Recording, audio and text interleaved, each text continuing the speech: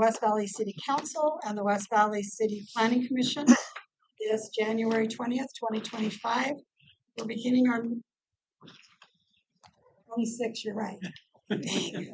26, and we're beginning our meeting at 4:31 p.m. in the multi-purpose room of West Valley City Hall. And we'll turn the time over to Mr. Pastor. Thank you, Mayor. And first of all, I wanted to thank the council and commission for being here this afternoon.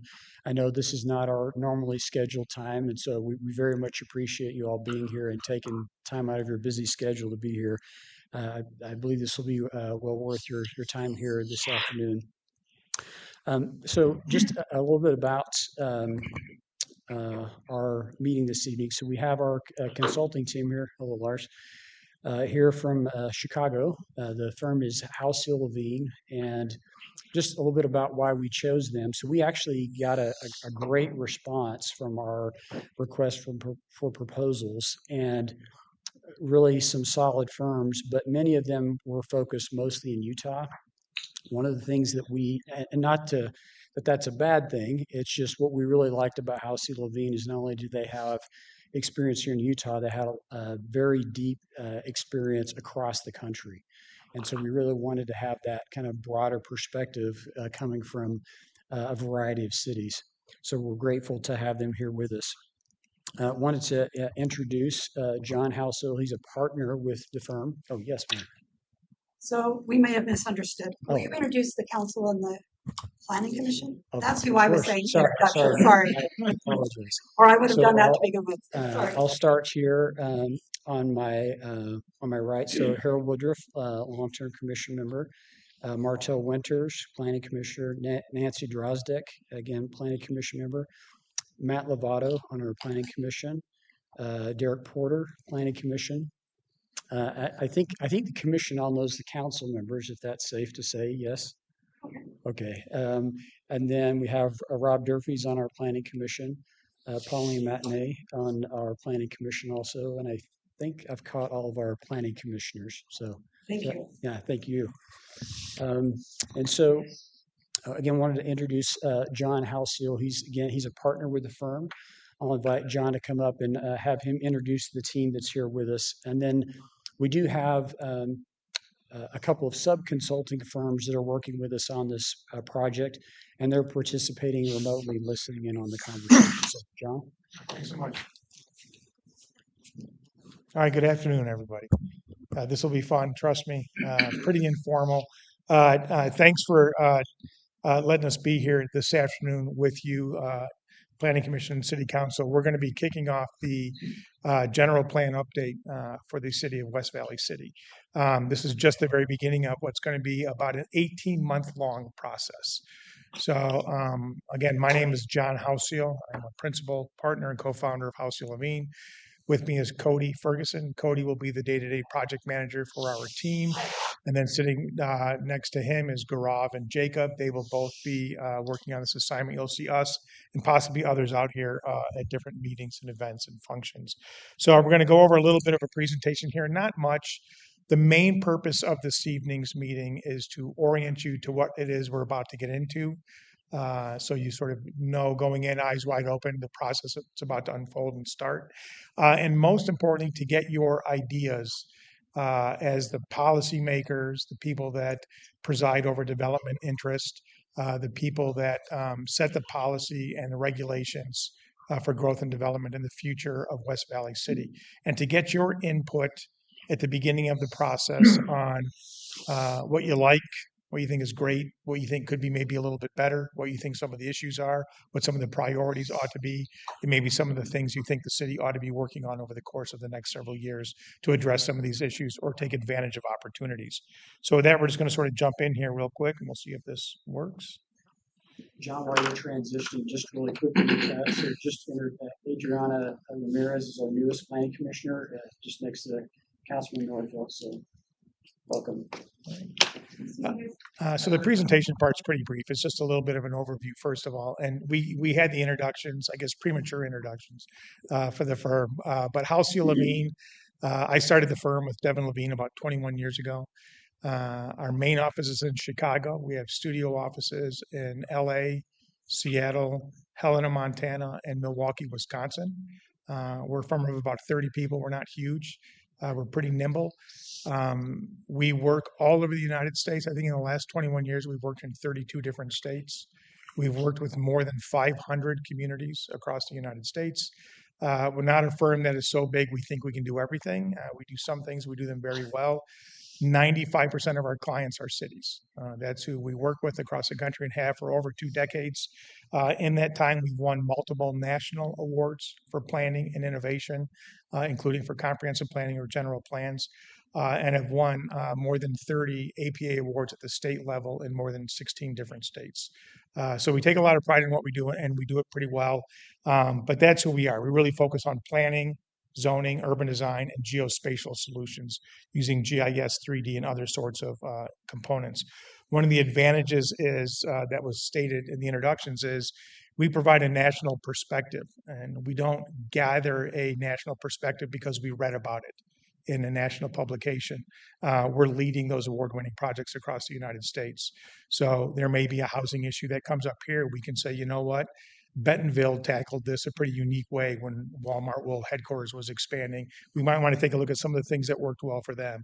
Or Greenwich, Connecticut opened some open space opportunities in ways nobody else was doing it. We might want to look at them. Or Aurora, Colorado. They speak 161 languages there. We did their general plan, and we did outreach in 6 different languages. Maybe we should look at some things we used there that worked really well, that won the state's award for best comprehensive plan in the state of Colorado. So we bring these national best practices for you to consider. Nothing we did someplace else is a template for what will work here. This has to be uniquely West Valley City. It has to be solutions that you come to the table with, that we derive at as a team. And when I refer to the project team, I'm not referring to Halsey Levine and Fair and Pierce, our transportation sub.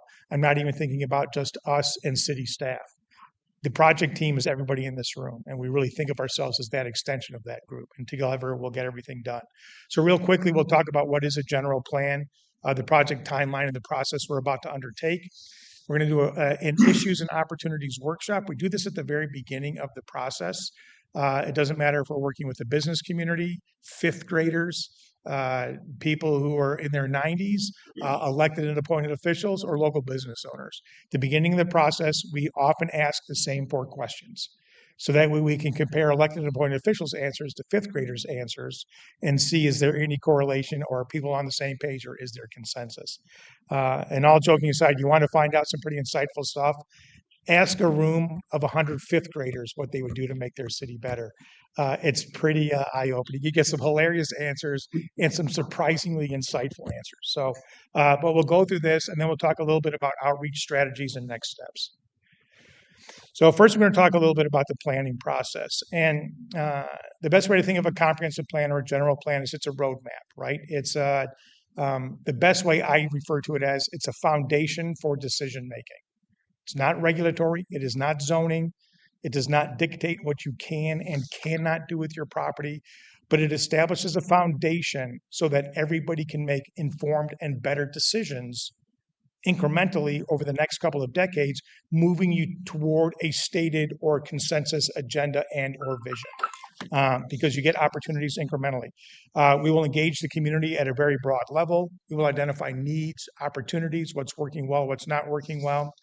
We'll be starting with existing issues and strengths.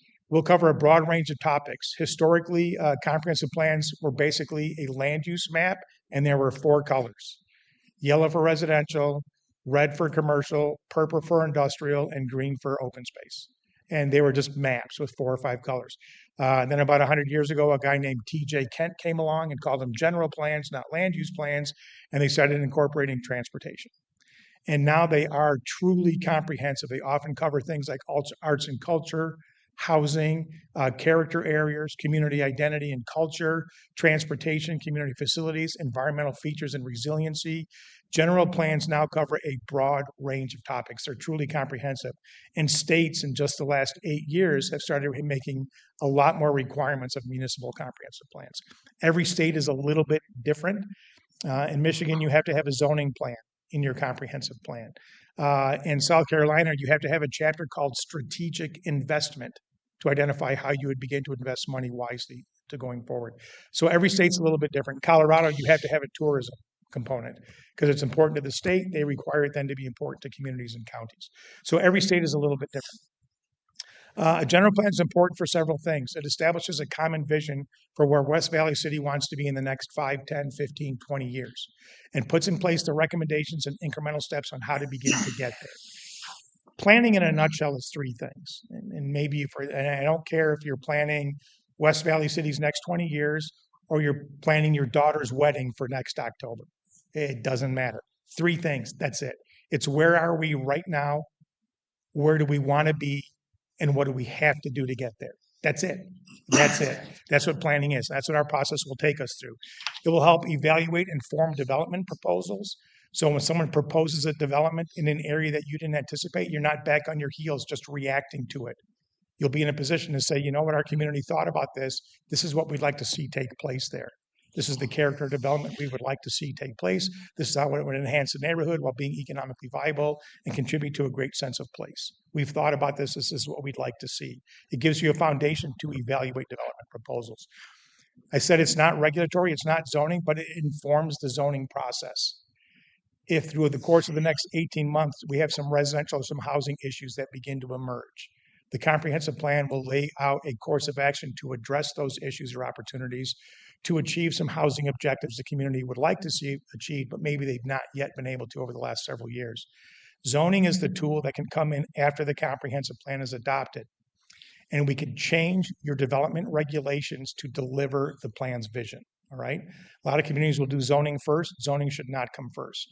Get everybody on board with what it is you are trying to achieve. Then step back and say, okay, we all agree we want to do this. How can zoning help us get that done? Communities that don't achieve success over time, it's because the zoning and the development regs and the subdivision regulations do not dovetail with the planning objectives, and they wonder why things don't happen. So once the plan is adopted, we'll want to go back with you, or you'll want to go back and take a look at the zoning ordinance to see if it needs to be recalibrated. My guess is it will. To coordinate local and regional initiatives, you live amongst a booming region. You're part of a booming region, and there's a lot of moving pieces, whether it's transit, a larger housing market, a larger retail or entertainment market. Your issues and opportunities don't start at your borders. You're in a dynamic region, so we want to make sure that this plan allows those around you to coordinate with you and in conjunction with your efforts, not plan at you. We want you to be at the table. It'll support CIP and budgeting. Let's say over the course of the next 5 or 10 years, you have some roads you want to see repaved, or you've got some investment you want to see in terms of providing infrastructure to a new area for new development. The comprehensive plan, the general plan, will help you align capital improvement priorities with vision or comprehensive plan priorities. So you can begin to dovetail those CIP investments in a way that dovetails with your planning objectives. We will identify future potential sources of funding. We will make a host of recommendations. We don't expect the city to pay for everything. A lot of the recommendations will be outside of your purview or control, but you'll be a partner at the table. We will identify all of the local, state, and or federal funding that is available for the different types of recommendations, so you will know what grants or funding options to pursue to help pay for the things we recommend. We're not just going to leave you hanging in the bag. And then identify future studies. The comprehensive plan or general plan can't do everything. Sometimes, though, we can uncover something that needs further attention, and we will identify those things. And then lastly, it is a good way to inform or to educate the community.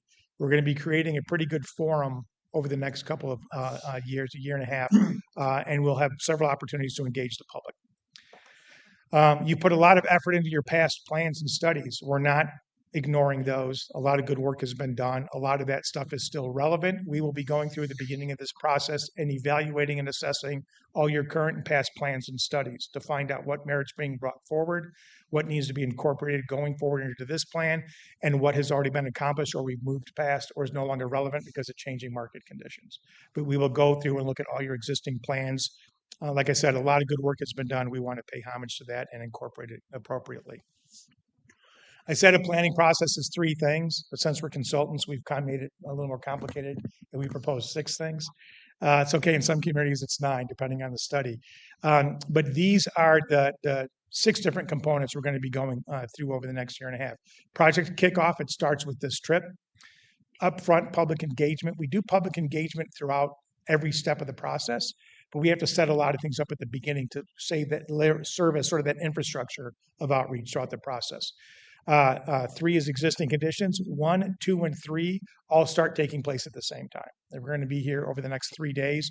We've got 4 people here. So some people are going to be doing interviews. Some people are going to be out doing inventory and reconnaissance. We have another workshop tomorrow night with the public. So we're going to be doing a lot of things. But 1, 2, and 3 take place pretty much at the same time over the first few months.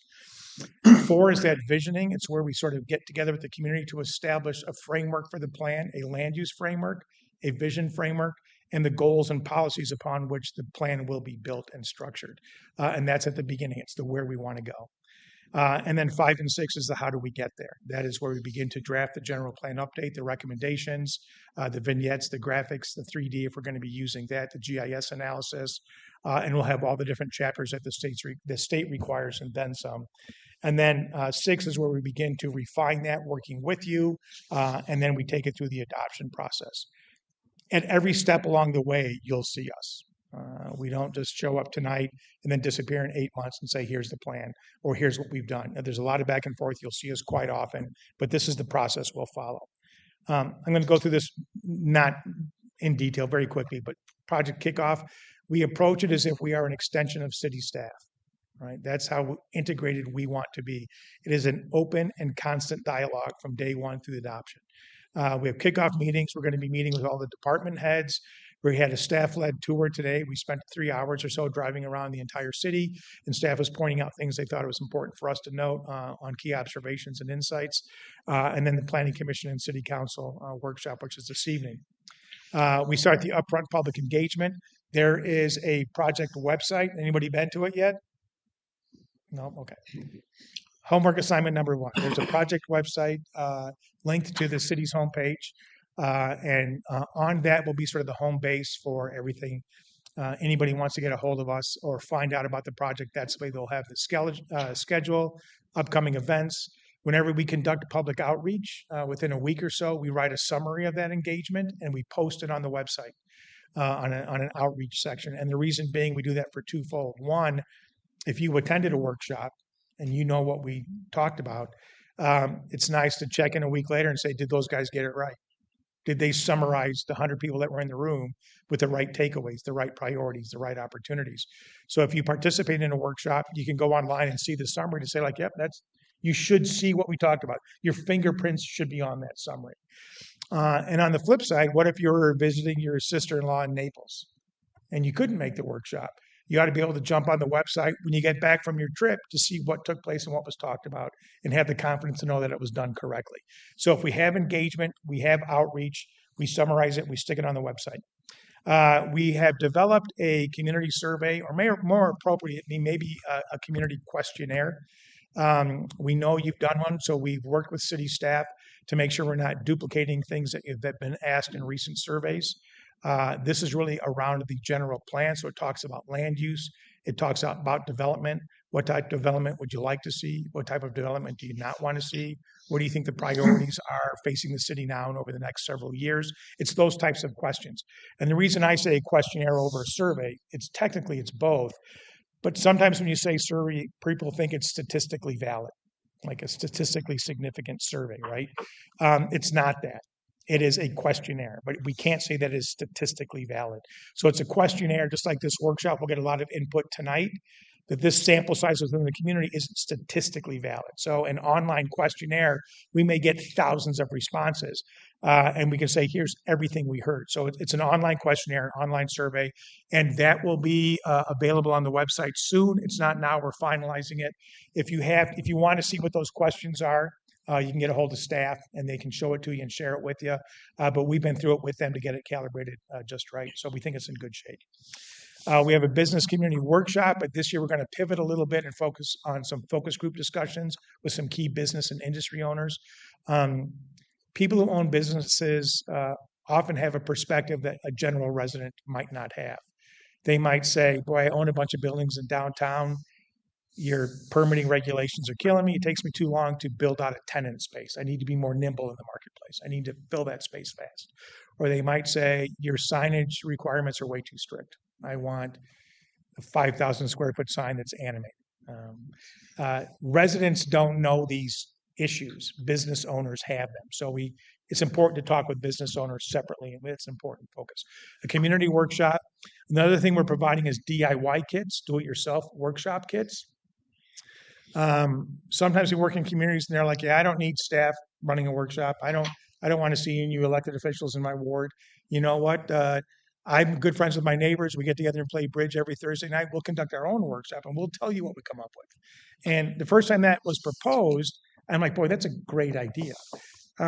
So we developed a do-it-yourself workshop kit, self-explanatory, 100% self-contained, and they often get used by school students, school teachers to take their class through the exercise. Anybody can do it with a group of up to 25 people, one person in 1 hour. It's fantastic. So we can give you those materials, you turn the results into us, and we will fold that into the outreach results as if it's a workshop we conducted, and you can do it yourself. The nice thing is we can also do these in multiple languages and give them to people who might speak English as a second language and they have another primary language. They can go back to their neighborhood and conduct it in a language they're comfortable with and give us the results. So, like I said, in Aurora, I think we did this in 6 different languages and it worked out really well. So it's a good way to make sure you're casting the right net and hearing voices that maybe historically haven't been heard. And that's important. And then we summarize all of this into a key themes takeaway. So you don't have to wade through hundreds of pages of summaries. You'll see a summary of all that outreach. Existing conditions. We turn over every rock. We kick every tire. We talk to as many people as we can. We try to uncover the good, the bad, the ugly. But your land use, we'll look at it from parcel by parcel. We'll be doing that over the next few days. We look at your market, your demographic, your housing, your infrastructure, your transportation systems, your open space, your sustainability measures. We'll look at everything. We're not planning in a vacuum. We're not looking at a blank sheet of paper. We are planning with West Valley City, and you are an established community. And that is our starting point. So we will summarize the existing conditions memo with all of the outreach summary into one big takeaway so people can see that where are we right now? What are we starting with, right? Step 4 is that visioning. We'll have a big visioning workshop. I hope we get 500 people in the room. I think the most we've ever had was Flint, Michigan. We had about 620. It was fantastic. We will, from that visioning workshop, we will, and everything else we've done up to this point, we will write a vision statement and establish all of the goals. Like, what is our goal for housing? What is our goal for economic development? What is our goal for environmental resiliency and sustainability? So whatever the goals are, we determine as a group that needs to be addressed, we will establish the vision and the goals for the comprehensive plan, and we will prepare a preliminary land use plan. And in a community that is as established as West Valley City, there's not going to be a lot of surprises, but along the way, there may be some things we want to change, some things we want to recalibrate, some opportunities to have areas reinvented because of what they've been historically isn't what they're going to be in the next 20 years. So the land use will be a framework plan for all areas of the city. And then again, we'll be reviewing that vision and the preliminary framework plan. Step 5 is that we start to look at the general plan update. We look at all the different components: transportation, land use, housing, economic development, environment, sustainability. We look at all of those components. And again, we have those reviews with the city. And then step 6 is where we pull all of that together into a draft document. And then we begin to get feedback from this group again, the public again, and start taking it through the public hearing process. So that's a lot. I know we threw a lot at you. I'm one of 9 kids. I talk really fast. So if I get going too fast, you kind of look like one of my older brothers. So just throw something at me or tell me to slow down or something. I'll think it's Steve yelling at me again. So we'll be just fine. Any questions on the process at all? I know I threw a lot at you, but it's important over the year and a half or year, where it's going to be a year and a half for this project, that there's a cadence. You don't want to move too fast because people aren't comfortable moving too quickly. Communities aren't. And you don't want to go so long and people say like, boy, I went to that open house like 8 months ago. Is that plan still alive? Like, I haven't heard peep. They haven't updated the website. Like, there's a cadence to planning. So 6 steps over 18 months. It's a good cadence. We come and we work with the community. We go back and we get some stuff done. We come back and say, here's what we've been working on. What do you think? You like it? Tweak this, change that. This is awesome. Add this. We go, okay, we'll make those changes. Then we move on to the next step. So there's a cadence and a rhythm to this project. So that's what we're going to be doing. So the Planning Commission and Zoning, that's the Planning Commission and City Council workshop tonight. This is tonight. And we're going to be going over then in that last step. It'll come all back to you guys at the end of the process. When it's drafted, it'll come back to you guys to take a look at it. The Plan Commission will hold a public hearing, and then it'll come back to City Council for adoption. So you guys see it at the very, very beginning, day one, and you guys are the last set of eyes to see it at the end to make sure that, and you'll see it several times along the way. Any questions so far? All right, you're either asleep or I'm better at this than I thought I was. Next thing we're going to do is we're going to roll into sort of a workshop exercise. Cody is going to hand out some questionnaires. I'm going to sound like a teacher here for a second. Don't start filling in the answers until I tell you to write on your paper. Don't work ahead of the class. Only answer the question I ask you to answer when I ask you to answer it. And when you're done answering a question, you can just put your head on the table and I'll know you're done with that thing. So don't start writing on it until it goes right. You do not need to put your name on it. And when everybody's got their paper, I will start walking you through what this is going to be. So just everybody have something to write with. If not, we'll get you a pen. Oh, whatever you got, Steve. Crayons on the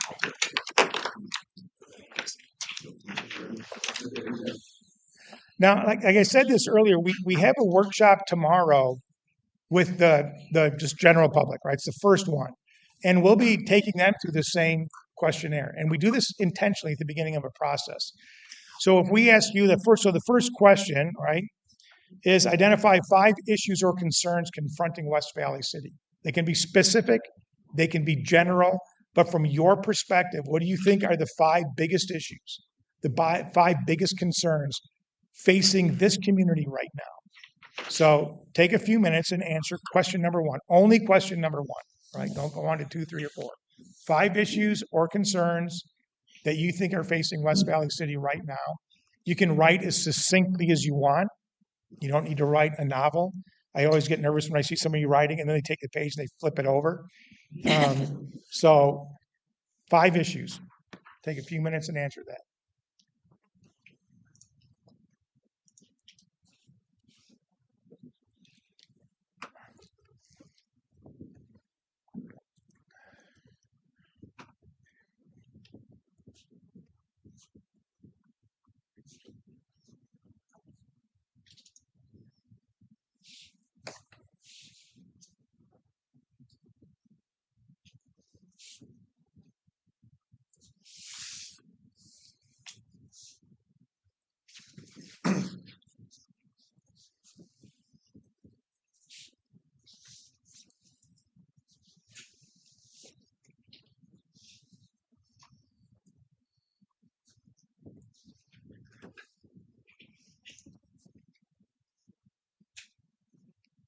Any Indiana fans in the room? I just got to ask. Oh, there we go. Couple. Nice. Very good game. It was a phenomenal game. I'm a Michigan grad, but Indiana did well. You say that word right now. Yeah.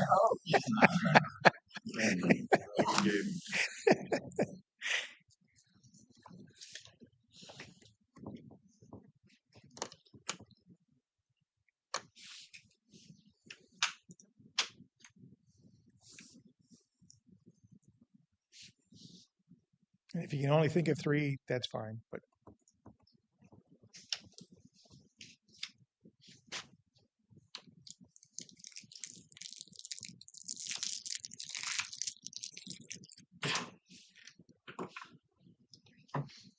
I cheated. I had the questions ahead of time. that I just always somebody. While you're writing, who's lived here more than 20 years?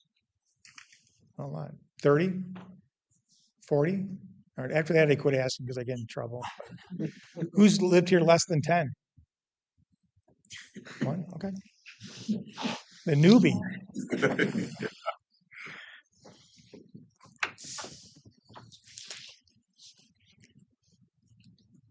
Anybody got kids in school, like high school or younger?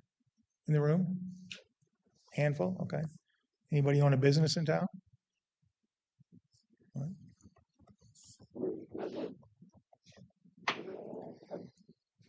All right, it looks like most of you are done. A couple of you are still writing, so I'll give you one more minute for question one. See, in fifth grade, we put our heads down and our thumbs up. Is he- At this age, we may It's all fall funny. asleep. I've worked with fifth graders across the country, and it doesn't matter what state or what type of community. If 90% of their time, when I say, what are the three things you'd like, what were the three things you would do to make your city a better place to live? The first two are almost universally the same. And the third one varies. Anyone want to guess what the first one is? Almost universally for 10 years. We're talking 10-year-olds now, fifth graders. Candy store. It's a pool. Oh, cool. Now, if they don't have a pool, they want one. If they have the best pool you ever saw in your life, they want a better one or another one. It doesn't matter, but it's a pool. The next, number two, is almost always whatever the hottest fast food restaurant is that they don't have. In-N-Out Burger, Culver's, I mean, whatever, a Dave's Hot Chicken, whatever happens to be trending somewhere they went on vacation. The second one is always that. The third one is, We finally got our steakhouse. well, see, there you go. The third one is usually something to do with the environment, like less pollution or more trees or something like that. But one and two are almost always a pool and like Chick-fil-A or whatever. Chick-fil-A was number one for a long time. All right, so most of you should have your answers on here. So here's what we're going to do. We're going to go around the room, and when I get to you, give me one of the things you wrote down. Not all three, not five, not two of them, just give me one of them. And Cody's going to write it down on here just to keep a visual track of it tonight. But we're going to be collecting your papers, so we'll get your answers from your papers. This is just for us to sort of, as a group, track it. So don't ridicule Cody because of his excellent penmanship or spelling abilities that we're all going to be watching. But give me one of the issues you wrote down, and we may abbreviate it just to get it on here, but we'll start with you. One of your things. A variety of housing that lower income people can afford. Okay, so need for a variety of lower income housing or affordable housing, okay? So a variety of affordable housing, okay?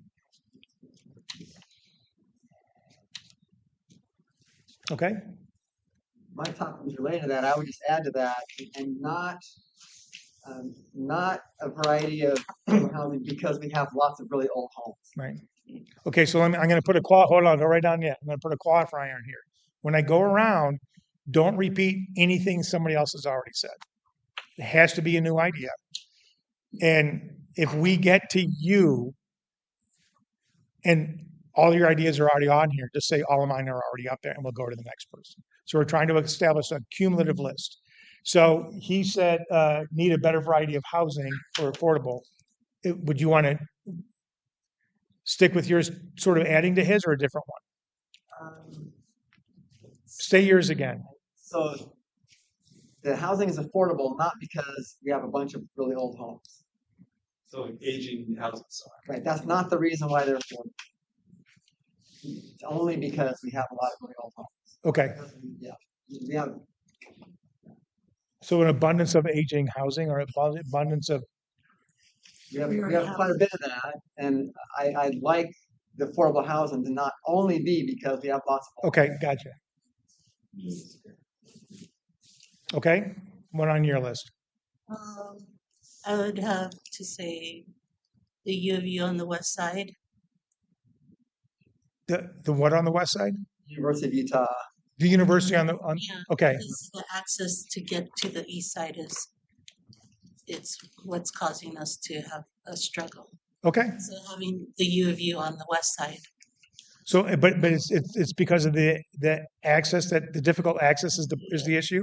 Affordability, transportation. So a lot of things stemming from that. Yes. Okay, all right. So issues stemming from the university being on the west side. So if we had higher education on the west side. Okay, I was on Clean and Beautiful for 18 years. I'm going to say the city is so big and we live in this microclimate that's much warmer than everywhere else. It's like every weed seed that ever planted in the Salt Lake Valley somehow ended up here. So just the city is really big. It's hard to take care of all of every detail. So a lot of weeds. Okay, so the size of the city makes it difficult to keep up or with, Yeah, okay, it's really hard to keep Okay. up with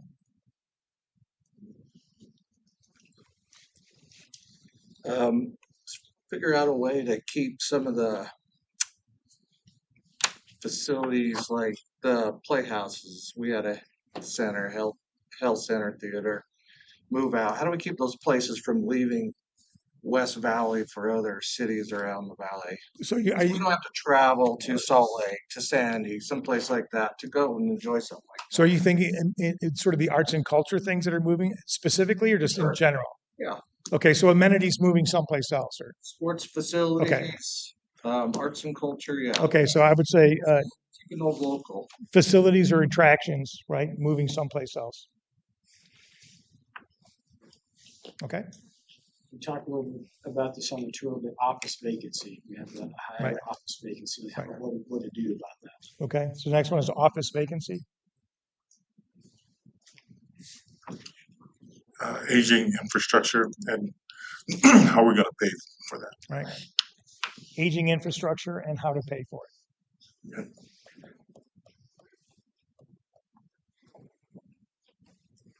Okay, Bigger, larger, more expensive homes and lots to keep the residents who want that in West Valley instead of going to other communities. so the need, Focus on that. the need for more higher end housing.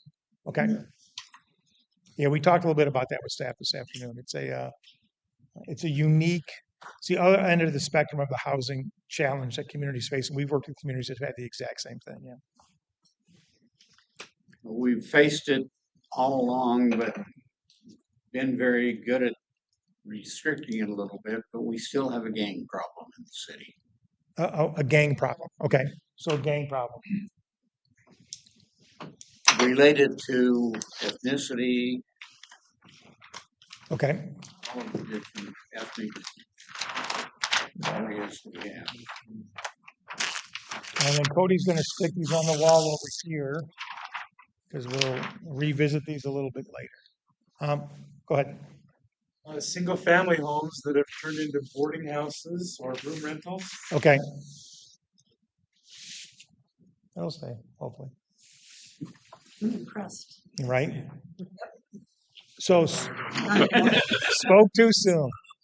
So Gaurav can get it. I would say single family residences converted to multifamily. If it wants to stick on there, Gaurav, maybe try the door. Try this one, solid. Yep. Okay. I would like to see our parks and open space planned more thoughtfully and maintained. Okay. We have some parks that have not been finished. We have some parks that need to be improved. Okay. So better planning and maintenance for parks and recreation. Okay. All right. You're up. Retain a quality workforce to service the residents. Very good. Retain quality workforce. In a lot of communities we work in, when we talk to sort of the industrial or the employment leaders or industry in town, the biggest issue they have is lack of workforce. For me, it's safety. Safety, okay.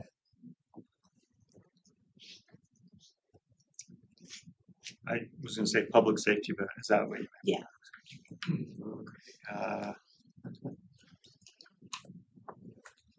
Health disparities, access to healthcare, maybe that's already been said. No, access to healthcare, that's good. So sort of the disparity between access to healthcare, okay?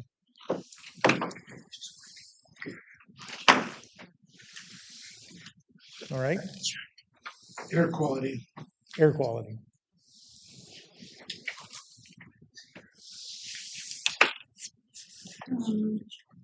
I might go along with hers about the east to west traffic, more roads and access for traffic east to west. Okay, so that was even a little bit different, related to that, but I think even more specific. So issues of east-west traffic, yeah.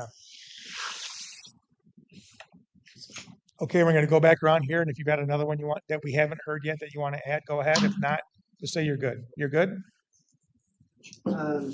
Like to have a way to, might not be possible, a way to with our schools, find a way to help them get higher rankings in the state. They're not awful, but it'd be nice to have them. Okay, so getting schools to achieve higher ranking. Yep. You have 2 high schools in town, right? Is that right? Right. Okay. You're up. Oh, I think you covered all. We're all good? Okay. You touched a little bit on it, not necessarily just a Chick-fil-A, but there's always a list of like, we'd like to have more businesses come in. I think Dr. Christensen said we have a steakhouse now finally. In the second largest city, like we struggle to get other businesses. One that always comes to mind is that people will say are like a Sprouts or like a Okay. Trader Trader Joe's. Joe's. Okay. Whereas you go to like a Norterra in Arizona and they've got everything you could imagine. Right. Like, there's no way you have more. Oh, you actually do have Yeah. more stores we've never seen. So the need to get a wider variety, more diversity of businesses. Wait 10 years. Yeah, it's funny. You mentioned Trader Joe's, and when it comes down to like commercial or retail or groceries, that what stores look for are so different. I'll give you one, and both in terms of what they look for to locate, and then like the size that they need to accommodate their operations. Like, what's a typical your basic grocery store out here? Your big one that you have a lot of. What are they? Are they Publix, Safeway? What are they? Smith's. Okay, so Smith's is probably about what 80,000 square feet. 50? Okay. And so usually stores like that go in, you get 10,000 people, they put in a new store. 10,000 people, they put in a store. There's a formula based off of population, rooftops. And then like Whole Foods. So their number one thing for location is population. They hit another population threshold, they need another store. Anybody want to guess what Whole Foods number one location criteria is? How many hippies? Pardon? How many hippies live in? It's disposable income. Is their number one number one location criteria. They're not looking at rooftops. They're looking about how much money people have, disposable income in a population to decide where they're going to go. Trader Joe's. Anybody want to guess what their number one location criteria is? Education level. And if you go into, and each one of those decreases in the size store they need, right? The big grocery stores typically around 70 or 80,000. Whole Foods used to be about 40 to 50. They've now increased as Amazon bought them. They now are going to 55 to 60. Trader Joe's, 8,000, 8,500, 10,000. I mean, they're little, right?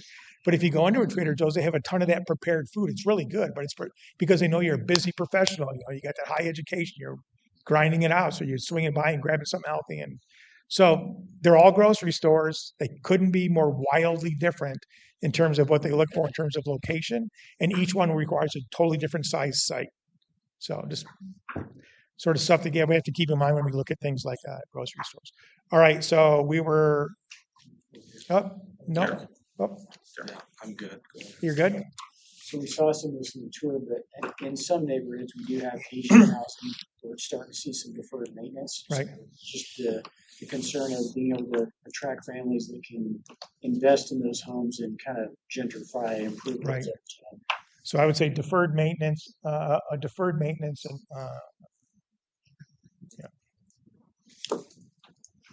and residential disinvestment, because people aren't coming in then if it's like that. It's a deterrent. So residential disinvestment. Okay. I think this goes along with parks, but just amenities in general. Okay. Did anybody say that? Anyone? No. Need for So- amenities. Need for more amenities. Splash pad. Right. There you go. Okay. I'm good. You're good? I'm on. Yep. I'm good. I would add, ethnicity, because we are, I don't know how many ethnic groups we have in the city, but we're one of the most diverse in the state.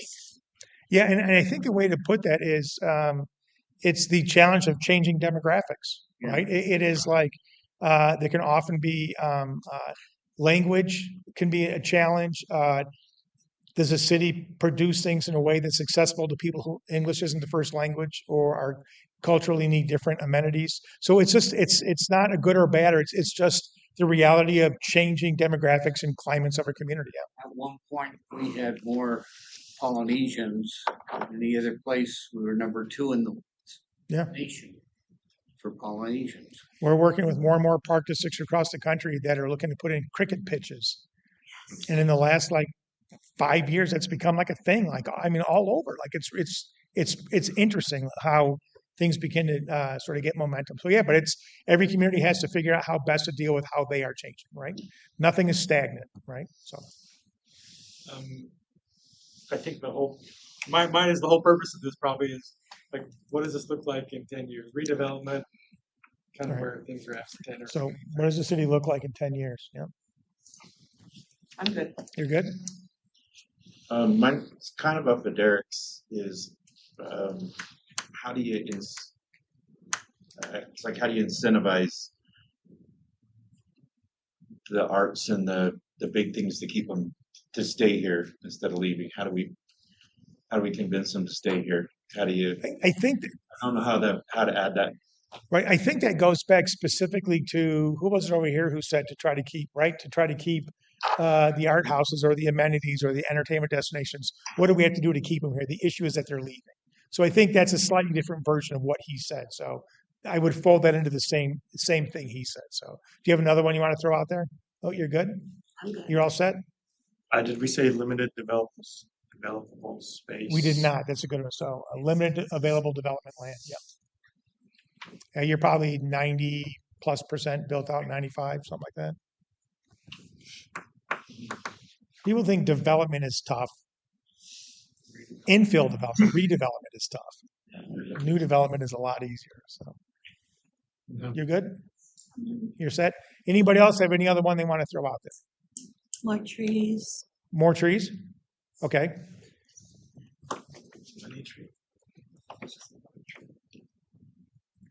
I'll throw one more. Yeah. So, compared to the county, our educational attainments are lower than the county as a whole. Okay, so I would say low educational attainment v. county, so we know what we're talking about against the county. And that's a real normal comparison when it's a community versus the county. Like when we run numbers, we'll look at you versus a couple of other communities that we think have some characteristics that cross-pollinate, but then we look at it at the county as well. So that's a very normal sort of like. Okay, so we've been, yeah. I kind of alluded to this, figuring out how to pay for something, but just rising costs of doing business in the city versus revenue. So Right. Yeah. as we're getting built out, we have development revenue that is drying up. We have Yeah. changes in legislation that Makes could affect revenue. Yeah. So cost versus revenue. People are hyper aware of that when you own a business from a business perspective. They're often less aware of it from a municipal perspective, but they need to be very dialed in from a municipal perspective. So that's a real good one. That's a real good one. All right. So we've been around a couple times. We've got 26 things. So the next thing we're going to do is the next question is this, and don't write anything yet. It's list in order of importance the 3 most important issues discussed so far. So I just want to put some context to this. One of the most important things when we do this isn't for us to hear what you think the issues are. I think as important, or maybe more important, is for you to know what she thinks is important. And it's one thing for a board or commission to sort of go through that exercise, but when you have a group of residents from all over a community, and there's 100 people in the room, and the reason we do it is this: we'll work in a community. We've always got that Joe, that grumpy guy. He's lived there 112 years, and he's like, "You want to know what's wrong with this town? I'll tell you what's wrong with this town. I've known it my whole life. It's about time somebody asked me. It's this, and this." So we write it down, and he writes down. So he's got his on number 1. Then we get to this question and say, rank the most important, and about 70% of the time, people identify their most important. It's not one of the ones they wrote down to question number 1, which means they heard something in the room that made them think a little bit differently. And crusty old Joe said, "You know what? That young woman sitting next to me, she came up with some things I never thought of. We should do what she said. Those were great ideas."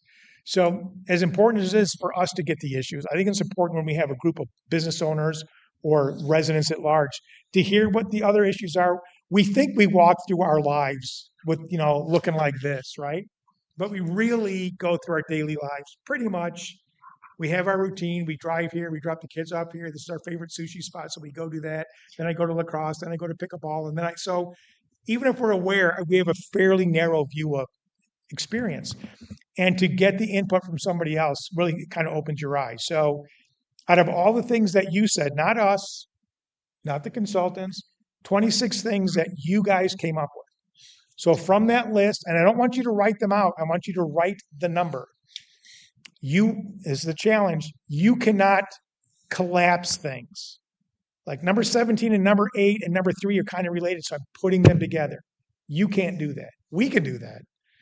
And when we summarize it, we might say, overwhelmingly, transportation was the most important thing discussed. Here's the 5 things we heard in transportation. So we'll do that to summarize content. But from this list of 26 things, I want you to write down the 3 most important things that have been said in order of importance by just writing down the number. 24, 7, and 11. If you need to get up and look at them, go ahead.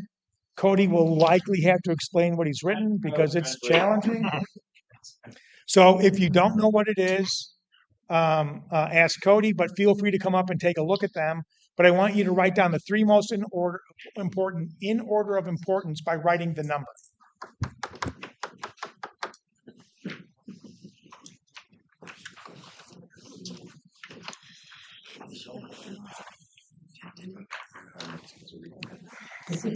Do you want Cody to read them off? Yeah, that would be good. All right, let's do that. So Cody will read off the number and then he'll read off the comment. That might help. All right, so number 1, variety of housing. And the idea here is that we need more affordable housing options. Number 2, aging housing stock. Our affordable housing are older homes. Number 3, nearest Utah is on the west side. It causes issues trying to get there. Number 4, size of the city makes it hard to maintain. Weeds was part of the conflict. Number 5, attractions are moving elsewhere. Number 6, high office vacancy rate. Number 7, aging infrastructure, how do we pay for it? Number 8, need for more higher end housing. Number 9, gang problem.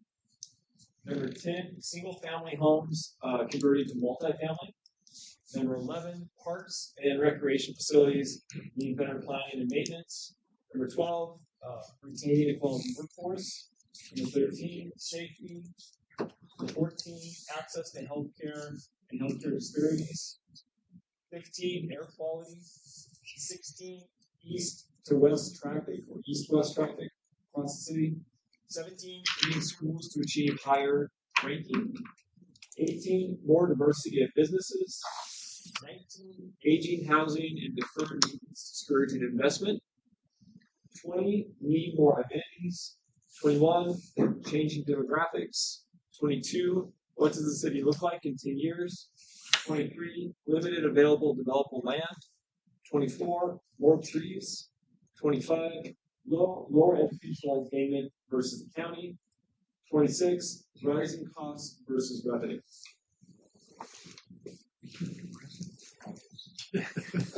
Yeah, we need to see a therapist. All right, so I'll give you a minute to jot down your 3 in order of importance. And if you still need to get up to go look at them, please get up and go look at them. It's too many. I'm like, yeah, all 6 of those. You don't want to rock, I think it's okay. I was hoping you took really good notes. I was like, oh, no.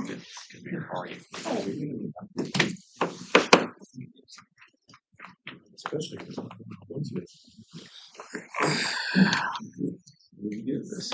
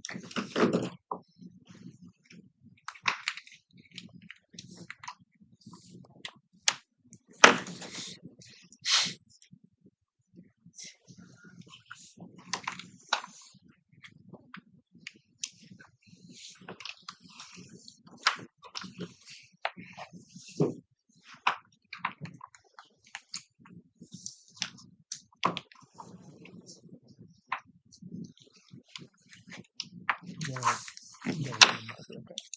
So now what we're going to do is Cody's going to read them off one at a time. And if he reads off the first one, he'll read off number one and then he'll read it off. If you had that as one of your top three, it doesn't matter if it was your first, your second, or your third. But if he says variety of housing is needed for more affordable housing, if that was one of your first, second, or third issue, raise your hand. Again, you get 3 votes, right? You're voting off your paper. But when he reads it off, if you had that number written down anywhere on your paper, raise your hand. And we're just going to do a quick tally to see where people voted. So all of these can be very important issues. But the challenge here is when forced to pick and choose, and we might do this with a room with 100 people, we might have 80 things on the board. And when we have people vote, 6 of them get 90% of the votes. It's like, yeah, these are all important. These are the 6 we got to do something about, right? So the idea here is to, once we get all the ideas up, for you to vote from the list you generated to pick the ones that you think really are the most important for the city to address. Not saying that anything isn't important, but what are the biggest priorities? So Cody's going to read it off. I'll count. And if you had it listed as your hand on your thing, raise your hand. So go ahead, Cody. All right, number one, variety of housing, need more affordable options. 6. So, Now let's try this. I'm going to go back to my teacher mode. This is not raising your hand. This is not raising your hand. This is raising your hand. Right. 6. Yep. Okay. Aging housing stock. This is our affordable housing. Yep. Affordable housing, older homes. 1. University of Utah. I just clarified getting to the University of Utah. Yep. So having the distance to travel to it. No, more like bringing it to the west. Fine, bringing it to the west side. That's what I thought. Yeah, right. Okay. So University of Utah, bringing it to the west side, and the issues associated with that. 1. Size of the city makes it hard to maintain. Boy, those are 1. Yep. Those of you that have been here for like a lot of hands up, I started going like, 20 years, 30 years, 40 years. You've seen a lot of change, like a lot of change over those 30 or 40 years or more. Attractions moving elsewhere. Number 5. 1, 2, 3, 4, 5. Since we put numbers down, give us the number. Yeah, you got to read the number up. Yeah. Number 6, high office vacancy. 3. Number 7, aging infrastructure. How do we pay for it? 1. Number 8, need for more higher end housing. 3. Number 9, gang problem. 2. Number 10, single family homes converting to multifamily. 3. Number 11, parks and recreation facilities need better planning and maintenance. 4. Number 12, retain quality workforce. 1. Last one was 5, actually. 5. Okay. Somebody was sleeping. Yeah, sorry. 13, safety. 2. 14, access to healthcare and healthcare disparities. Nope. 15, air quality. 2. 16, east-west traffic. 2. 17, getting schools to achieve higher ranking. 18, more diversity of businesses. 1.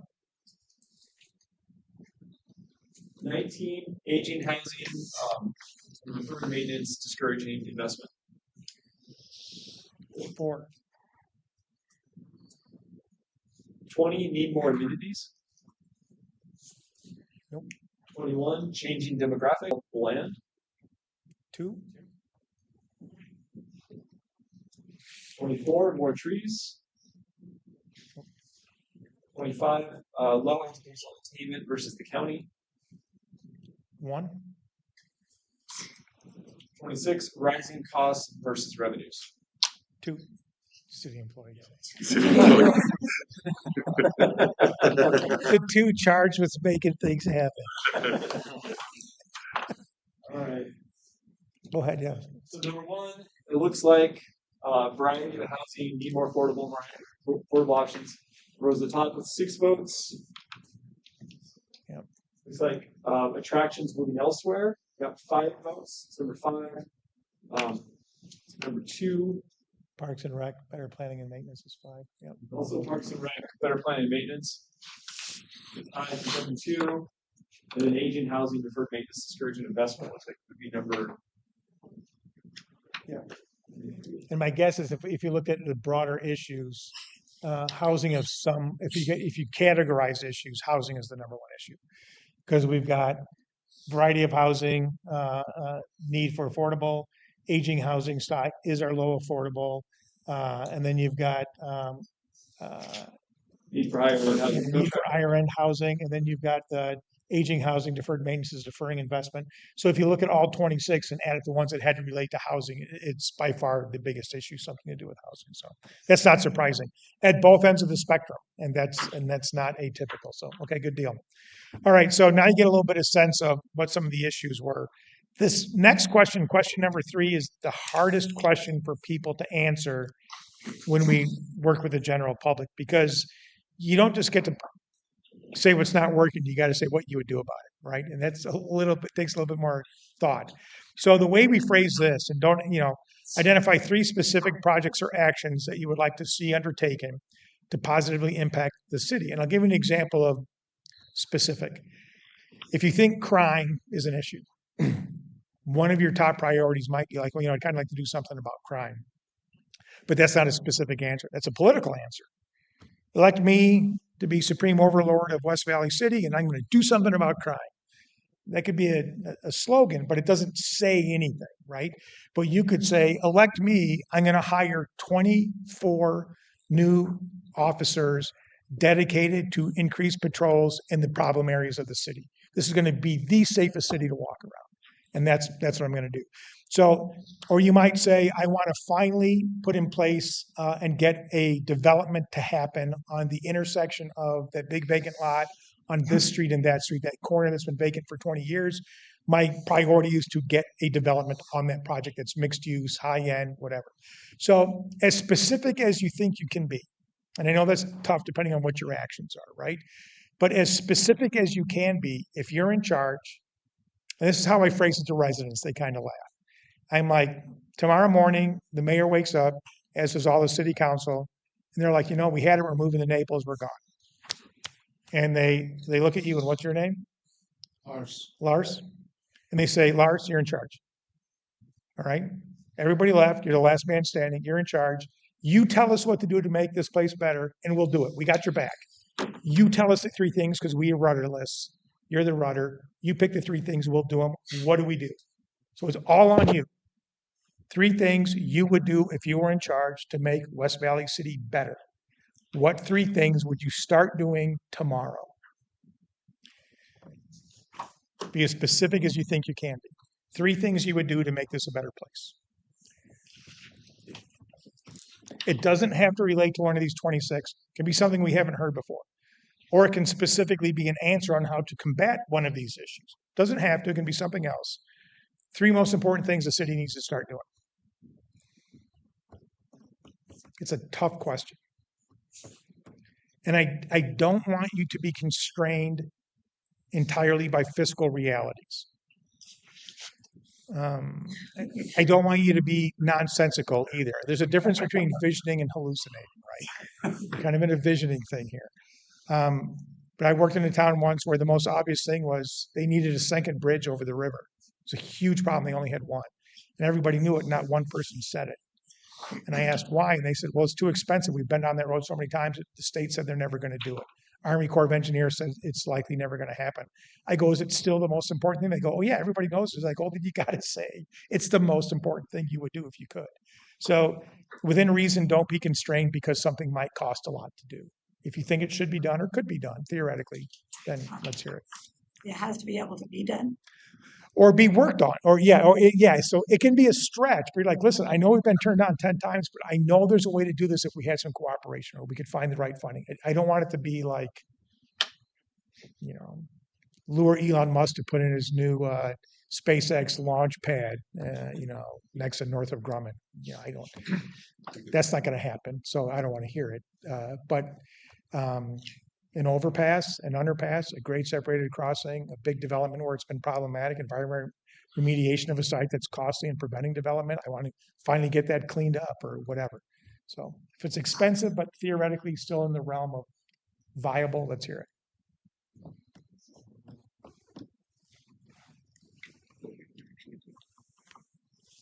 And try to give me 3 of them if you can.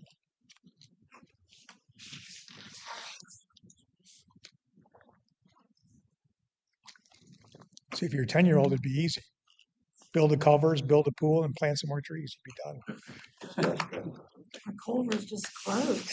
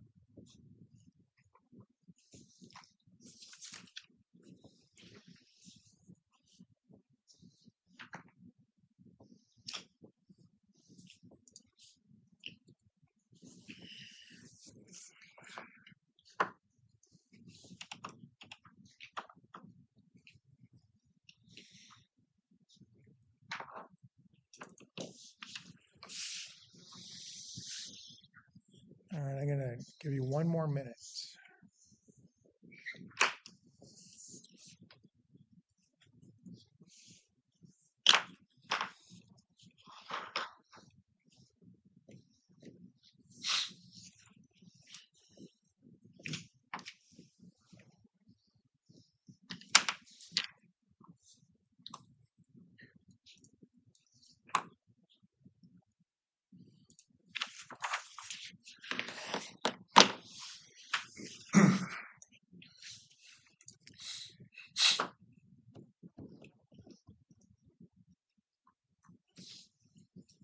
All right, so I'm going to go around the room. I'm going to go around the reverse order. Just give me 1 of them that you jotted down that you think might be of interest. We'll start right over here with you. Right over on my left. Camera. Just give me one of the things you would do to make West Valley City a better place. Just the amenities, restaurants, things that would make people want to come to West Valley rather than go out. So try to get more destination things here so people would stay here instead of going someplace else. Okay? Mine is centered on the parks to make a plan for what our priorities are and what ideas will help our residents and increase investment. Okay. To accomplish the new amenities and maintain them. Okay, so really focusing on the amenities and the parks and recreation as a way to keep people and attract people. Real quickly, as a side note, there's a notion called amenity-rich communities or amenity-rich neighborhoods, where the primary objective is to create these amenity-rich places. And some of the most successful economic development turnarounds have happened when communities have not focused on taxes or zoning or TIF districts or financing, but focused solely on amenities. And a good example, has anybody ever been to Bentonville, Arkansas? It's fantastic, right? It's phenomenal. If you went there 12 years ago, 14 years ago, you probably wouldn't have said that. Walmart World Headquarters is there, and Walmart would attract the best talent from around the world. And after 2 or 3 years, they'd quit. And after a while, Walmart said, like, why are we losing all this talent? And they're like, listen, we appreciate the salary. We appreciate the job. We appreciate the experience and the resume, but I don't want to live in Northwest Arkansas. I just don't want to live here. Like I want to get out of here. So the Walton Foundation, Walton brothers, the two brothers primarily, the daughter really put her effort into the museums. And the two brothers said, we're going to sort of, let's suspend sort of national philanthropy and focus for a while on Bentonville. And the grandson said, we really like mountain biking, Dad. Why don't we make this the mountain bike destination of the United States? So they hired the world's best mountain bike trail designers. They put trails all over the Northwest region. And then they said, well, what about like restaurants or good restaurants or cool bars? So they started a not-for-profit called Rope Swing. And they went out and started like buying old churches and old funky warehouses and then bringing in at a loss like bartenders and wait staff in front, and they trained them and opened them. And in a matter of a few years, they made Bentonville, Arkansas, one of the most coveted destinations for people to move to and to live at. That had nothing to do with Walmart. And in the time we were doing their comprehensive plan down there, the biggest problem is we come back there a month later and they would already do what we talked about at a meeting before. But they increased economic development and retention and attracting families and professionals and retirees by saying we're simply going to make this the best place to live. And then and it worked. Oklahoma City did the same thing back in the 90s. They were supposed to be the selected location for American Airlines' new maintenance facility, 6,000 jobs. And it came down between Oklahoma City and Indianapolis.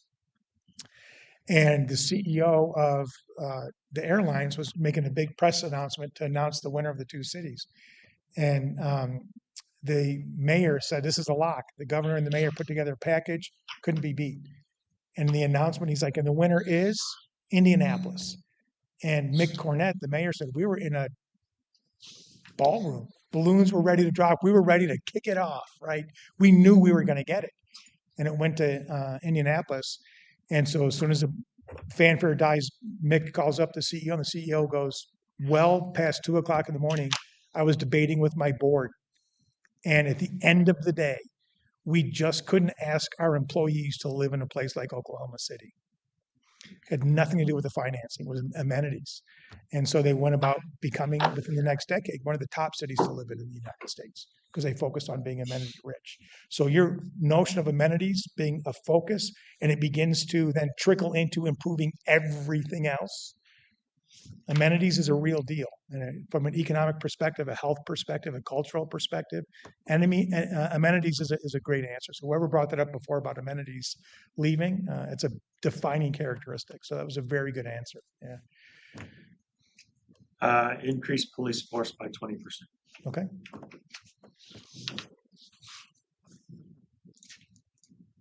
All I ever hear in planning commission is affordable housing, affordable housing. So I figure affordable housing is really important, especially out in this area. And why not partner up with builders and use some of that RDA money? I know that can be done. Right. So partner up with the right developers to get good affordable housing. Okay, good. I put redevelop the area around the mall to make it more appealing, like City Creek or Gateway, something like that. Okay, good. So the area around the mall, good. Great ideas. And this goes along with the housing. Housing's kind of the theme, but redevelopment of our blighted areas, both residential and commercial. We've talked about all of that. Perhaps providing incentives for property owners. It's good. So focusing on the areas that are a little bit showing their age, a little bit run down and deferred, and providing some incentives to get reinvestment to occur. That's good. Find a way to enforce against boarding houses. And yeah, that's my deal. Part of that could be, I've been brought up before, is no overnight parking. Okay. On city streets. So find a way to really get at and rein in the conversion of single family homes to multiple units in a single structure, right? Okay. Parking is a good way to get at that, by the way. So we've been trying that for years. I had increase police and fire by at least 20%. Okay, good, good. So all of mine are community type things. So which one? Yeah, let's just bring in a football stadium. Nice. Then I don't have to think about Atlanta so much. Bring the Bengals. They're the only team that's thinking about leaving. Okay, let's bring the Bengals here. We'll work on that. Thank you. We Have season tickets to the Falcons, but we were able to work with Oshkosh, Wisconsin to get the Milwaukee Herd, the D-League franchise basketball professional arena there, as well as the world of headquarters for Oshkosh Corporation as part of our planning exercise. Cody and I were at a workshop last week, City Council Plan Commission, in a community that I can't name, where they are this close to landing a professional football facility. So well, and we've had D leagues. yeah, And they just don't get the attention. they don't. Attendance. They don't. So They we not. need the real thing. Yeah, well, we'll work on that then. So we'll put that in the I hot. don't even care which sport it We'll is. put that in the. Oh, I like. It's about. There took the one I was gonna See, I saw her looking at your paper. So similar though, big sports complex, specifically at where the county has our rec center. Okay, Has the rec center. There's a lot of land there. there is. So indoor and outdoor complex.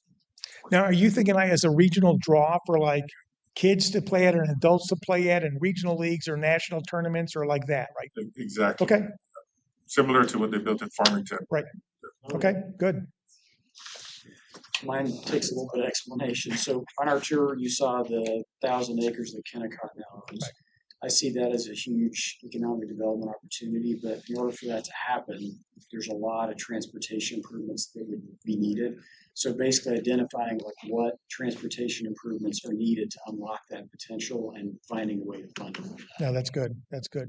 And that's a good example of like the general plan establishing consensus around a vision the city would like to see happen. And then the next step might be, let's drill down into the weeds and see what exactly, what it would it really cost and what would it really take to see this happen. So that's a good one. Yeah. You can't help but drive over there and see the potential, right? And nothing's more frustrating than to see unrealized potential. Because you can almost taste it, right? You can almost like, oh, we just did this.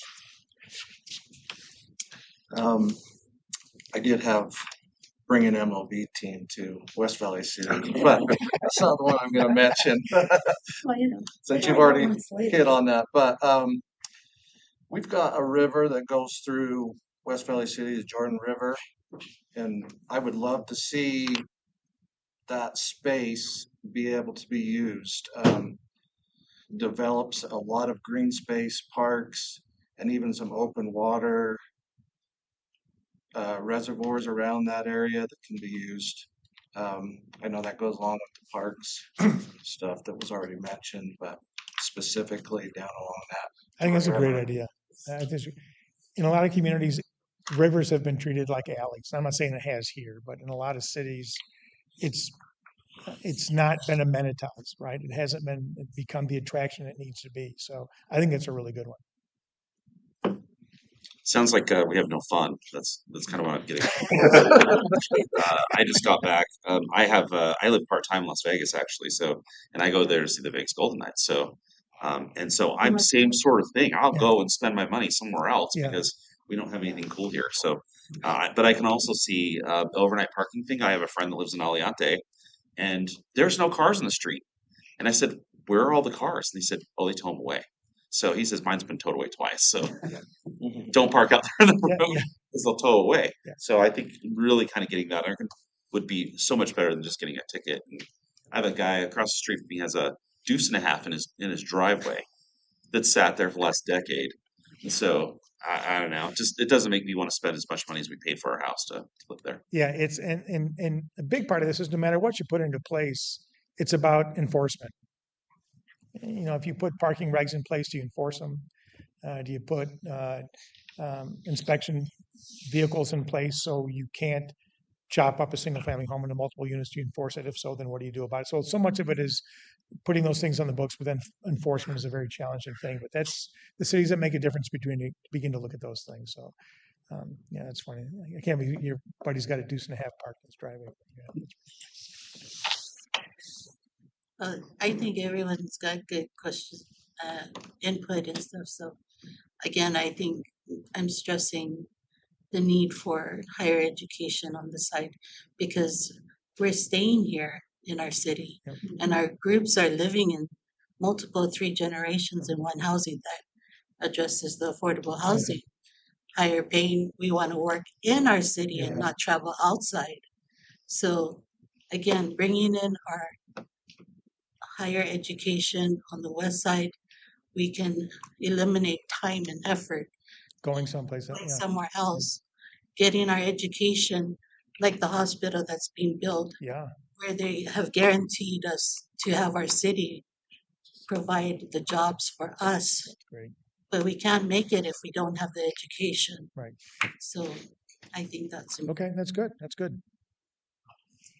Mine's really close to Cindy's about the old homes that need to be revitalized. But I wonder if there's a way the city could be some type of channel for grants or other creative financial means where owners of homes who sign contracts to stay in West Valley, who want to stay in West Valley, can get help revitalizing their old homes so it looks better and it's a nicer place. Yeah, it is challenging. There are a number of different ways, whether the route is redevelopment or rehabilitation of the existing structure. There's different mechanisms in place to do both, and we can talk about those as we go through the planning process. And some communities have had some remarkable success with it. In other cities, it's more challenging, but it's a real challenge. It's a challenge. So that's a good one. I've always thought the Jordan River was a real asset that we can utilize. But what I'd like, number one on my list kind of goes with Rob's. I'd like to see variety of housing added to the mall site and maybe even some home ownership with more density. Maybe it would solve some of the problems of attracting more Okay. kinds of businesses. Very good. Yeah, I joked about this when we had our tour, but as I work across the country, people say, what trends are you seeing in commercial development? And my answer is the biggest trend in commercial development is residential.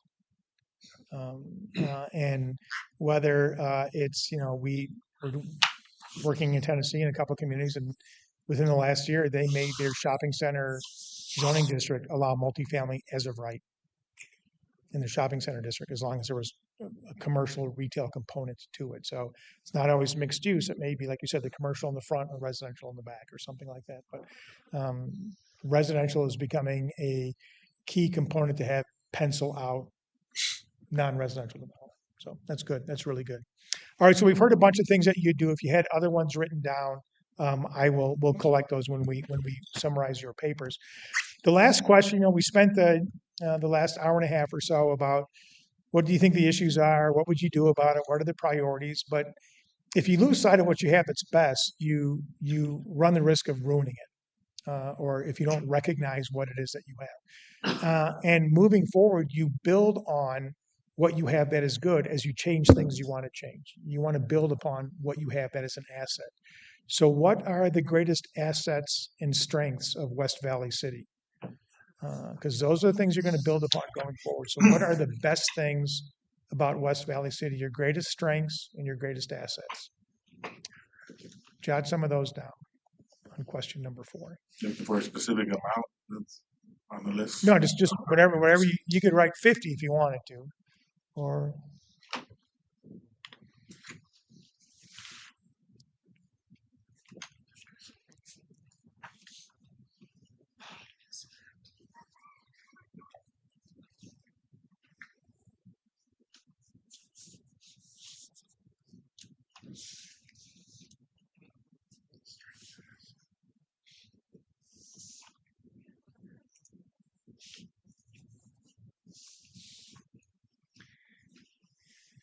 so on this last question, as you're writing, I just like to ask, volunteer, like as you're writing this, what's something that you think is a great asset or strength of West Valley City? Yeah, I say the accessibility to the airport and downtown Salt Lake City. accessibility, sort of proximity to the airport and downtown. The airport. Yeah, and your regional positioning is really quite good. Yeah, Just to add to that, all the roads, we have 201, we've Yep. got 215, Bangor, Mountain View Corridor, yeah, connected. yeah. That's great. Anybody else? Yeah, The economic development, we've got some good jobs coming here. yeah. Economic development in general. You've got people interested in investing here. That's a great thing, right?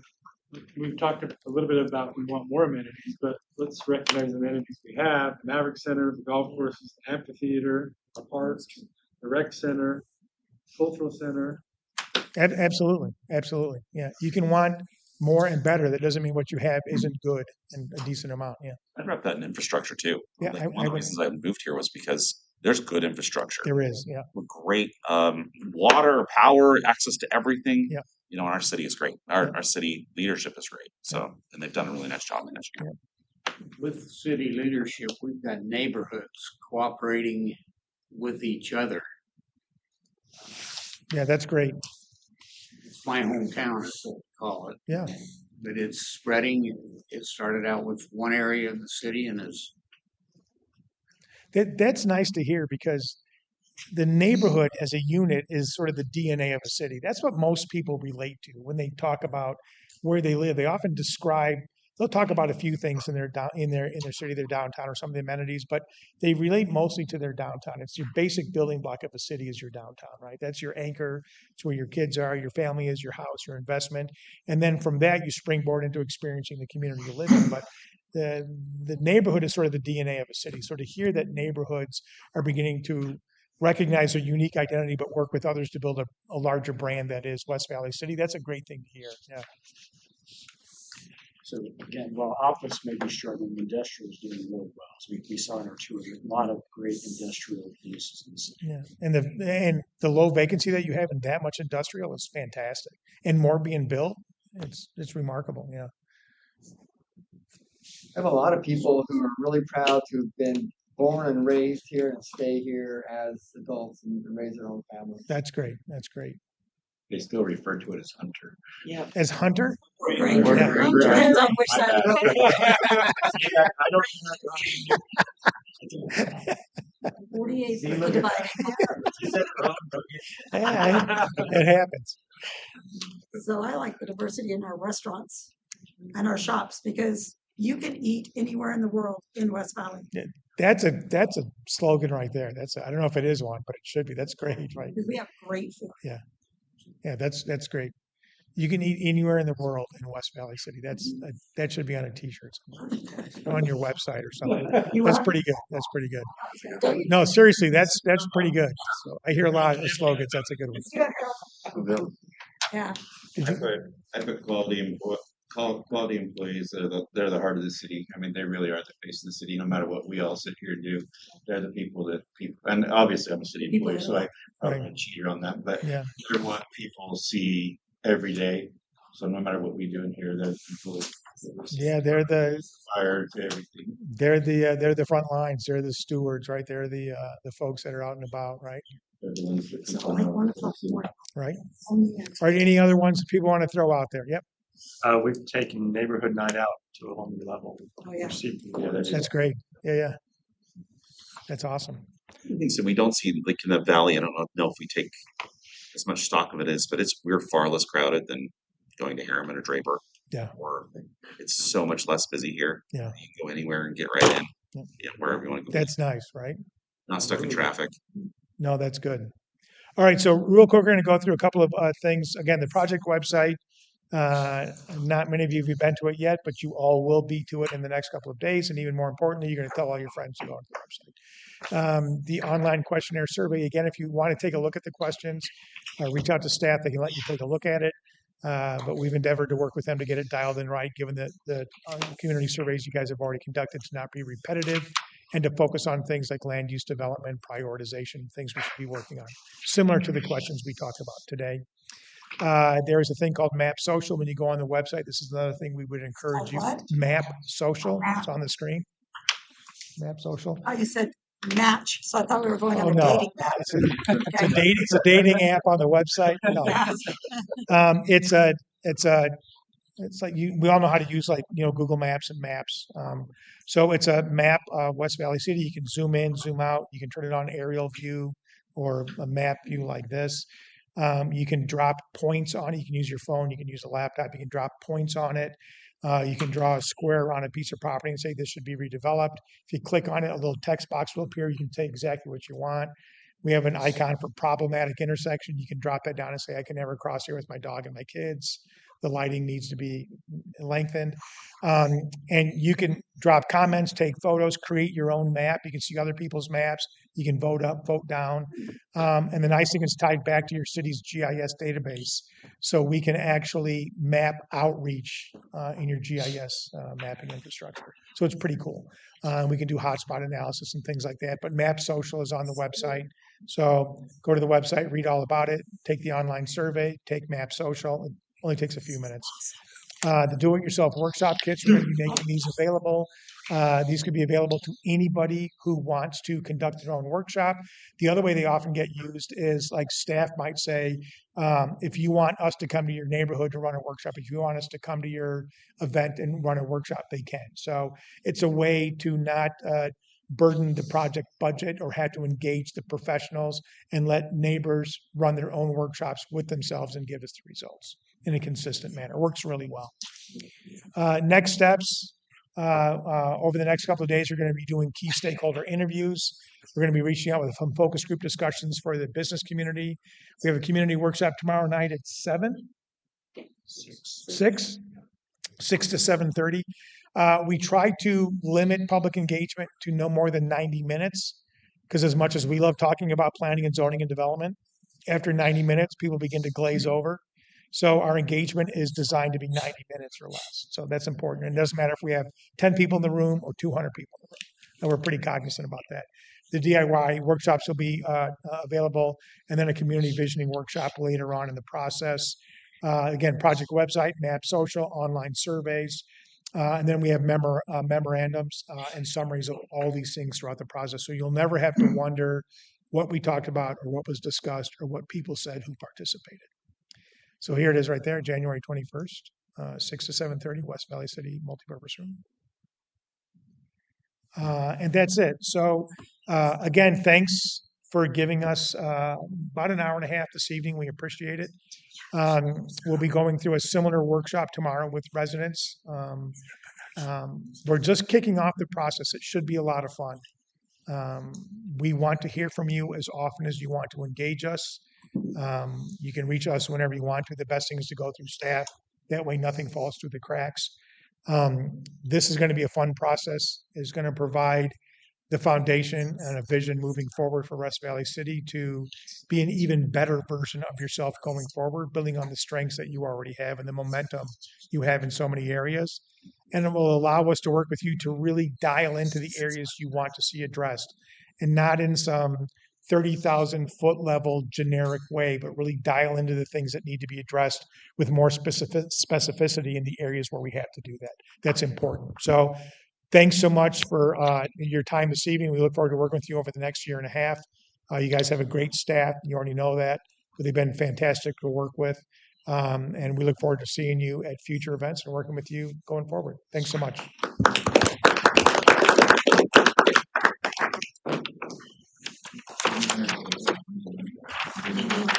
Switch my paper down. Oh, and we'll collect your papers. You can just leave them on your table. We'll grab them.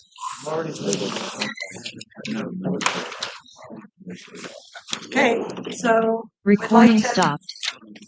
thank the presentation. Pardon?